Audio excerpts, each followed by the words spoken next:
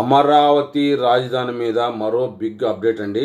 అమరావతికి connectivity road సరిగా లేవు అనే విమర్శలు వస్తా ఉన్నాయి. విమర్శలు రావడమే కాదు, ప్రస్తుతానికి ఉన్న పరిస్థితులు కూడా అవే. ఉండవల్లి కరకట్ట మీదకి వెళ్లాలంటే ఒక వాహనం ఎదురిస్తే ఒక వాహనం అరటి తోటలోకి దూకే ప్రమాదం ఉంది. అంత సన్నని దోవ కాశ్మీర్ లోయలో కారిడార్ లాగా ఉంటుంది. దానిని 4 వరుసలుగా అభివృద్ధి చేయడానికి 1200 కోట్ల రూపాయలతో టెండర్స్ పిలవబోతా ఉన్నారు. ఒక నెల రోజుల లోపల ఆ పని ప్రారంభం అవుతుందట.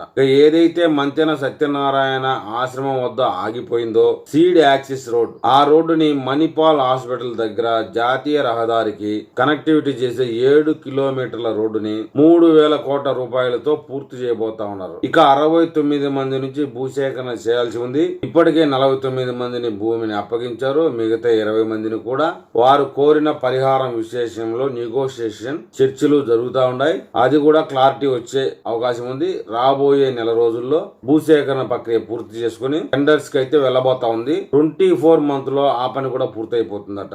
అప్పుడు విజయవాడ, గుంటూరు నుంచి వచ్చే వాళ్ళు నేరుగా మణిపాల్ హాస్పిటల్ నుంచి రాజధానికి వెళ్లేదానికి ఈజీ అవుతుంది. అంతేకాకుండా అమరావతి రాజధానిలో ప్రతిష్టాత్మకంగా అభివృద్ధి చెందుతున్న రహదారుల్లో E5, E13, N13 రహదారులు ఎలివేటెడ్ కారిడార్లుగా అభివృద్ధి చేయబోతా ఉన్నారు. 8 లైన్ల రహదారులతో పాటు సర్వీస్ రోడ్లు కూడా రాబోతా ఉన్నాయి. ఈ రహదారుల్లో E5, E13 జాతీయ రహదారులుగా, ఏదైతే గుంటూరు విజయవాడ జాతీయ రహదారి ఉందో విజయవాడ హైదరాబాద్ జాతీయ రహదారి కూడా కలవబోతా ఉంది. మూలపాడు వద్ద కృష్ణా నది మీద మరొక ఐకానిక్ బ్రిడ్జ్ రాబోతా ఉంది. ఇక అమరావతి రాజధాని నుంచి సుల్లూరు నుంచి నేరుగా తాడికొండ మీదుగా గుంటూరు మీదుగా వినుకొండ మీదుగా జాతీయ రహదారి 6 లైన్ జాతీయ రహదారి అభివృద్ధి చేయబోతున్నారు. ఈ విధంగా రాబోయే రోజుల్లో అమరావతికి 11 మార్గాల గుండా ఎలాంటి ఆటంకం లేకుండా చేరుకునే విధంగా అమరావతి రాజధానికి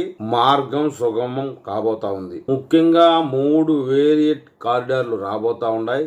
ఈ కారిడార్ల విషయంలో 12,000 కోట్ల రూపాయలతో అభివృద్ధికి పనుల కోసం టెండర్లు పెరగబోతా ఉన్నారు. డిపిఆర్లు అయితే సిద్ధమైతా ఉన్నాయి. బడ్జెట్ అయితే కొంచెం అటు ఇటు కావచ్చు. ఎందుకంటే ఎలివేటెడ్ కారిడార్ లో 8 లైన్ల రహదారులు, సర్వీస్ రోడ్లు కూడా వస్తాయి కాబట్టి ఈ రోడ్డు సైజు మొత్తం 12 లైన్లకు ఉండే అవకాశం ఉంది.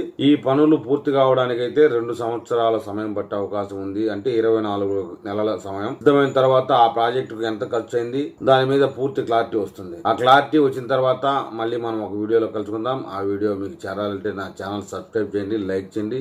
మీరు నాకు ఏదైనా తెలపాలనుకుంటే కామెంట్ రూపంలో తెలపండి.